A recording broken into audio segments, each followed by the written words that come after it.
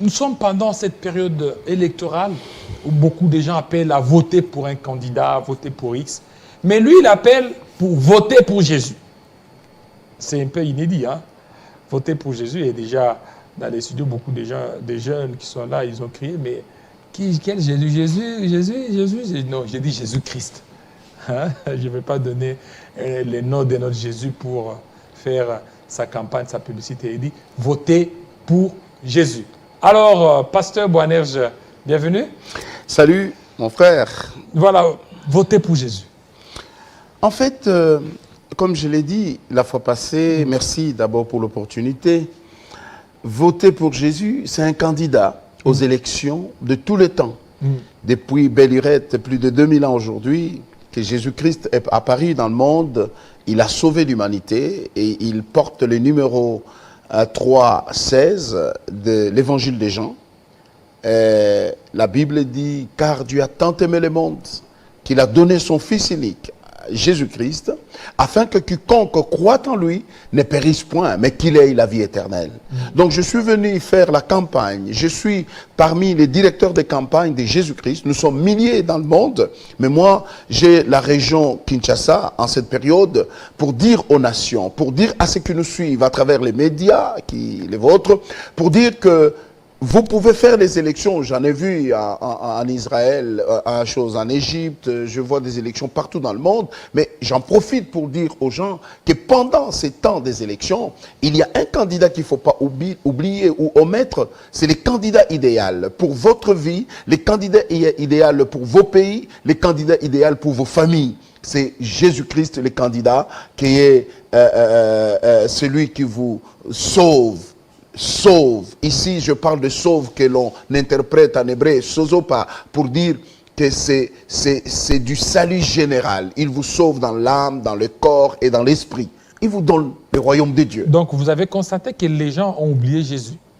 L'évangélisation est devenue aujourd'hui comme en veilleuse. On fait la promotion des hommes. Même nous, les églises, nous faisons plus la promotion de moto à moto, des choses comme ça. Excusez-moi, votre émission, je pense que c'est bilingue. Vous trouvez qu'on élève plus les hommes que Jésus. Or, Jean disait, il faut qu'il croisse et que moi, je diminue. Il est temps de battre campagne pour Jésus. J'invite les chrétiens à élever l'étendard de Jésus-Christ, à dire aux nations, ne vous fiez pas aux apparences. Le monde a encore besoin d'être évangélisé. Pourquoi? Frères et sœurs, est-ce qu'au stade où nous sommes aujourd'hui, on parlerait encore du tribalisme? Au stade où nous sommes aujourd'hui, on parlerait encore de poison dans le milieu chrétien? Au stade où nous sommes aujourd'hui, on parlerait encore des autres tares que l'on constate dans le milieu chrétien? Alors qu'est-ce qui justifie tout ça? Les tribalismes, l'empoisonnement, alors que vous parlez de Jésus, il fallait que ça disparaisse. Oui, justement, mais c'est quoi? C'est parce que les gens n'adhèrent pas. La bonne chose qu'il faut faire bientôt dans les élections à travers le pays, les gens iront aux urnes. Pour que l'élection soit validée, il faut qu'au finish, on sorte un candidat. On dit, il a été élu député national, provincial et même président de la République. Mais quand il n'y a pas de proclamation, je veux dire, quand il n'y a pas de publication des élections, ça veut dire qu'il n'y a pas eu élection.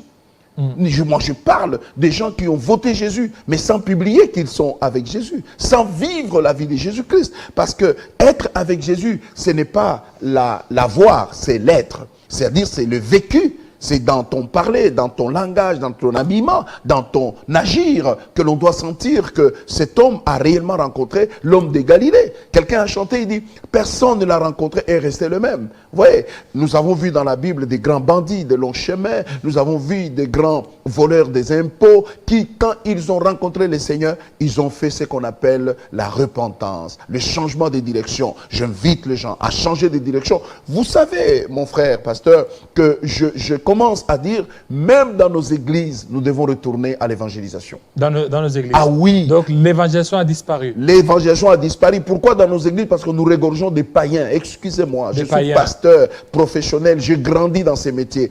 Mais attends, comment voulez-vous que dans une église, les gens s'organisent pour faire du mal à l'un d'eux? Regardez ce qui se passe autour de moi. Regardez mon regard. Dans les organisations dites chrétiennes, à haut niveau, on se fait des coups bas. On est où là? Et on dit qu'on est des pères de l'Église. Attendez, un père de l'Église, c'est un homme qui a un cœur. Un père de l'Église, c'est quelqu'un qui a de la patience, qui a ce qu'on appelle, je vous ai entendu parler de l'humanisme. Bumuntu, Bomoto, Bumuntu. Lorsqu'à un certain moment, tu manques ces choses, tu ne cours que derrière l'argent, il faut qu'on le voie Jésus que tu portes. Alors maintenant, c'est quoi? Qu'est-ce qui justifie? Tout à l'heure, vous avez parlé des pères de l'Église. Il y a maintenant ces conflits.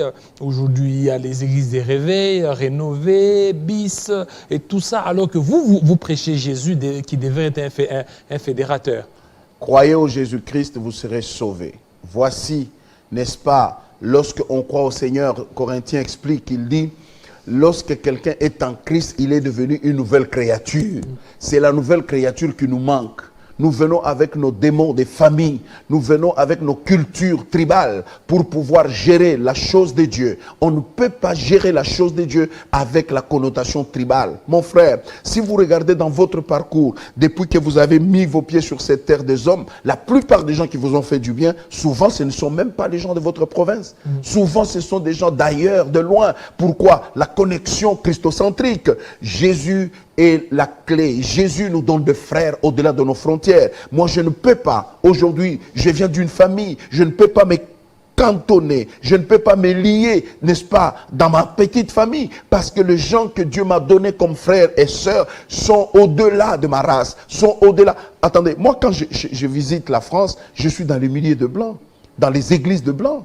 Ils m'adoptent, ils sont là. Quand je vais aux États-Unis, j'ai une communauté roumaine où je visite, ce sont de blancs. Vous vous retrouvez dans une assemblée de 200 personnes, tous blancs. Tu es le seul noir, peut-être avec ton interprète. Des blancs? Oui, ils ne sont pas mes frères. Et quand vous allez vous rendre, vous mettre dans un package là, de dire, moi je suis de tel, moi je suis de tel, et je vais soutenir que celui qui vient du même coin terroir que moi, vous avez mal péché, vous avez fait du mal à Jésus. Alors, quel doit être le rôle de l'Église? Mais le rôle, c'est celui-là dont je joue. Le rôle de l'Église, c'est dire, sonner l'alerte. La Bible dit que si la trompette... Mais déjà, cette Église est impliquée et très politisée. Non. La politique est entrée dans l'Église. Il faut faire la part de choses. C'est compliqué. Il faut faire la part de choses. La banque n'a jamais eu de faux billets. Mais les faux billets circulent sur la rue. Nous sommes la banque. L'Église, c'est une banque. Elle a la vérité, la doctrine. Mais il y a des gens qui ont les mêmes billets, qui sont émis par des banques. La banque américaine, la banque congolaise. Nous émettons des billets, mais ces billets sont trafiqués. Alors il faut faire attention. Il y a ce qu'on appelle le faux vrai. Il y en a qui circulent, mais qui drainent de même de foule. Mais ils ne sont pas dans la doctrine. C'est l'heure à laquelle nous pouvons dire aux gens, réveillons-nous, retournons à Jésus-Christ. Jésus n'est pas, c'est pas du show. Jésus, c'est pas du buzz. Jésus, c'est pas du m'as-tu vu. Jésus, c'est la nouvelle naissance. Si tu crois au Seigneur Jésus, tu auras une autre vie. Tu vas changer de langage. La Bible dit qu'ils parleront de nouvelles langues. Ce ne sont pas que des langues des anges. Ce sont des langues d'embrasser. Papa, on te présente que cet homme, celui qui avait tué ton père. Mais tu lui dis, au nom de Jésus, je le pardonne. On peut manger, on peut marcher ensemble. Vous voyez, le pardon doit exister dans ces pays et dans les nations qui nous regardent. Et la nouvelle naissance doit caractériser les chrétiens. Et pour que la nouvelle naissance arrive, pasteur, c'est voter Jésus. Quand vous l'avez voté, vous allez le vénérer. Quand vous l'avez voté, vous allez l'adorer. Quand vous l'avez voté, vous allez l'obéir. Alors que dire de la politisation de l'Église? La politisation de l'Église, ce n'est pas la politisation de l'Église. La politisation de certains enfants de l'Église. Quand dans votre famille, vous avez un frère voleur, on ne va pas dire la famille telle sont des voleurs. Non. Et vous êtes de l'ECC ou de l'RSC? Non, moi je suis de l'église chrétienne, je respecte tout le monde. Pas RSC et SCC? Non, va. Notre pays nous a donné l'avantage où vous pouvez confesser votre foi sans être dans ces regroupements. Moi, je confesse Jésus, mais j'ai un regroupement. J'ai mes frères et sœurs avec qui nous nous retrouvons dans un regroupement de REC, que nous appelons REC. C'est un regroupement des églises, de la refondation des églises au Congo. Et nous sommes membres du Haut Conseil. Et vous reconnaissez qu'il y a beaucoup à faire? Parce que si vous parlez de la refondation, c'est qu'il y a il y a, Mais justement, il y a beaucoup d'États Justement, il y a beaucoup d'États à l'église. dans les milieux. Pas à l'église, dans certaines personnes membres de l'église. C'est ça. Il faut faire la nuance. Lorsque vous indexez l'église, c'est comme si Jésus-Christ a créé une église faible. L'église ne sera jamais faible. Mais les gens qui viennent à l'église, les gens qui composent l'église, on peut avoir des forts, des faibles, des moins faibles. Et maintenant, le rôle de l'église, de l'évangile, c'est de le remonter. N'as-tu pas lu qu'il est écrit que le faible supporte le faible, que les forts supportent les faibles, pas pour les garder dans les faiblesses, mais pour le rendre plus fort. L'église. Aujourd'hui, Boanerges Kakese nommé Kaseke. et Kaseke nommé gouverneur. Accepteriez-vous ça? Ben, d'emblée, non, parce que j'aime pas des fonctions politiques en avant-plan. Pourquoi? Je préfère travailler pourquoi? Parce que c'est un milieu. Déjà, nous ne serons plus nombreux à parler le même langage. Déjà. Vous avez vu mon frère Kizamina, comment il a souffert au Parlement. Il était presque la risée du président de l'époque. À chaque fois qu'il y avait des colibés, on citait son nom et tout ça. Pourquoi il était seul? Peut-être ils étaient moins nombreux et il ne pesait pas. 2, il y a des combines de genre, comment on dit là-bas, des regroupements, ainsi de suite. Ce sont des combines politiciennes. Parce qu'en politique, votre siège rouge, ce n'est plus rouge, ça peut être vert, ça peut être kaki. C'est ça la politique. Il faut défendre. Et ils appellent ça, ce sont les réalités politiques. Ils disent, nous sommes en politique. Moi, j'ai pris que les chrétiens qui veulent faire la politique, qu'ils y aillent avec la vocation divine et qu'ils nous montrent par leur agir. Pas un pasteur, un trait comme vous ne peut pas faire la politique, oui ou non? Ben, mon opinion, je dis, un pasteur consacré doit laisser la politique aux laïcs. Les enfants de l'église, les frères et sœurs peuvent faire la politique et que les pasteurs gardent le temple pour que quand eux, ils commettent des bévues, qu'ils viennent chez nous. Parce que demain, quand nous allons entrer dans leur potopoto là, nous ne serons plus clairs. Alors, je reviens. Lorsque aujourd'hui nous sommes dans ces pays-là, il y a conflit entre la famille du pouvoir et la famille de l'opposition. Et on dit, on cherche les beaux offices. Qui vont mener les beaux offices? On dit l'église. Mais laquelle? Cette église, que dis-je, colorée, d'une telle ou telle autre couleur? Faisons un effort, nous, ministres de Dieu, de taire nos choix, n'est-ce pas, humains, pour dire, ben, moi je ne suis pas de Mazembe, moi je ne suis pas de Lupopo, mais je connais quand même que je supporte quelque part une équipe, mais je ne l'influencerai pas à mes enfants. Parce que ce n'est pas chrétien ça, ce que l'on fait. C'est païen, c'est humain. Et dans les choses humaines, laissez les normes qu'ils ont mis en place les guider. Vous comprenez? Ouais. Parce que j'ai vu dans ces pays des gens qui m'ont dit, Dieu m'a dit, je serai chef de l'État, mais ils se sont retrouvés à la municipale, frère. Dieu s'est-il trompé? Il y en a encore d'autres là. Oui, qui ont reçu l'appel, qui seraient président. La Bible dit, vaut mieux la fin d'une chose que son commencement. Je ne combats personne. Je ne combats personne, mais il faut qu'on arrête. J'ai lu ce matin dans les pages Facebook, un pasteur a demandé, est-ce que réellement vous l'avez bien écouté? C'est lui, Dieu, qui vous avait parlé. Parce que des fois, on confond la voix de Dieu. Vous avez vu, c'est un jeune prophète qui a confondu la voix de son père spirituel et la voix de Dieu. Quand Dieu lui parlait, lui pensait que c'était son père. Il vient vers son père, il dit, papa, tu m'as appelé? Il dit, non, on va dormir. À 3 reprises, le père a compris que non, c'est Dieu qui t'appelle. Apprends maintenant à écouter la voix de Dieu. Tu peux être beau, un bon serviteur de Dieu, un bon prédicateur, mais il te manque la gigote de savoir quand est-ce que Dieu parle. Et je l'ai dit hier quelque part, la misère dans laquelle nous sommes, la pauvreté qui hante notre pays et les pays africains en général, pousse les gens à aller faire la politique. Pas parce qu'ils ont la passion de nous arranger les villes, de nous créer un bon climat, mais parce qu'ils visent les lucres. Ils veulent aller gagner facile. En politique, il y a ce qu'on appelle les réalités politiciennes. Citez-moi 2 noms de politiciens qui sont en prison aujourd'hui parce qu'ils ont mal fait. Citez-moi 2 noms de politiciens aujourd'hui qui, parce qu'ils ont tout patrouillé certains documents et qu'on les arrête. Quand on les arrête, ils crient à ceci, ils crient à cela. Oui, moi j'ai toujours dit aux gouvernants que lorsque vous arrêtez un politicien, faites que comment on appelle ça, son jugement soit radio-télévisé, son jugement soit tellement public pour que l'on juge avec les juges afin de compte que l'on accepte le jugement qui sera rendu. Ouais, il est important que nos dirigeants sachent se blanchir aussi en mettant tout au clair. La traçabilité, c'est ce que le pays d'outre-mer font. Aujourd'hui, en France, ce ne sont pas des chrétiens qui dirigent la France. L'Amérique, ce n'est pas des chrétiens qui sont là. Il y a des homosexuels, il y a des gens transgenres, il y a tout ce monde-là, les magiciens, les sorciers. Mais ils sont dans le gouvernement. Mais qu'est-ce qu'ils font de leurs actions? C'est la base.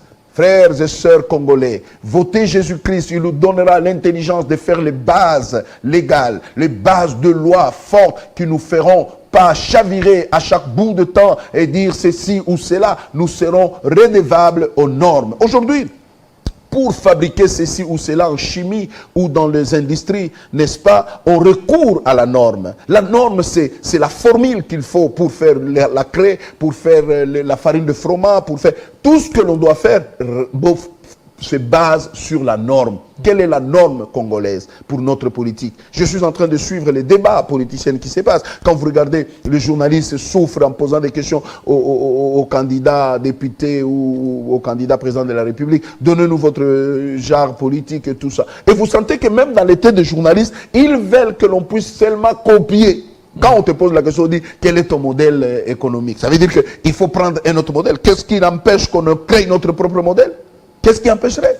Voilà. Jésus est la clé pour ça, pasteur. Merci. Croyez au Seigneur Jésus, vous serez sauvés, vous et votre famille. Amen. Jésus est la clé. Nous irons dans les élections. Vous êtes dans les élections. Vous êtes dans des campagnes. N'oubliez pas Jésus. Vous y allez avec des fétiches, vous ne passerez pas. Allez-y avec le nom de Jésus. Si c'est lui qui vous y amène, il vous donnera ce que vous cherchez. Je voulais chuter. Je crois vous êtes en train d'aller m'amener à sortir.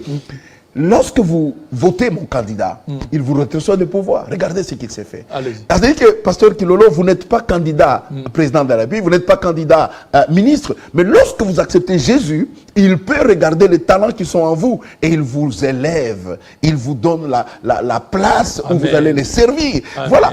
Or, les nôtres humains, tous, même en Europe et partout, quand vous votez pour lui, il monte, vous ne le verrez plus. Aujourd'hui, vous pouvez le voir, il vient manger dans votre malais, oh, hey, il vient chercher les voix. Demain, vous allez le voir, il vient vous donner des polos. Mais demain, après-demain, quand il monte, même si vous mourrez, il passe. Oui, bon, d'abord, il commence par fumer la voiture pour que vous ne puissiez pas le voir. Et deux, il met la garde la plus élevée, on va dire, ouais, c'est les, comment ils appellent ça? C'est la protection des personnalités. C'est bien, mais la grande protection des personnalités, c'est avoir Jésus, faire communion avec son peuple. Le peuple vous protégera. Que Dieu bénisse le Congo, que Dieu vous bénisse. N'oubliez pas de voter pour Jésus. Voilà, numéro Jean 3,16. Voilà, vous serez sauvés. Vous serez sauvés. Fiston, votez Jésus. Votez Jésus. Amen. Voilà, merci beaucoup. Alors, on va parler maintenant, cette fois-ci, de la terre. Tout de suite. Retournons à la terre.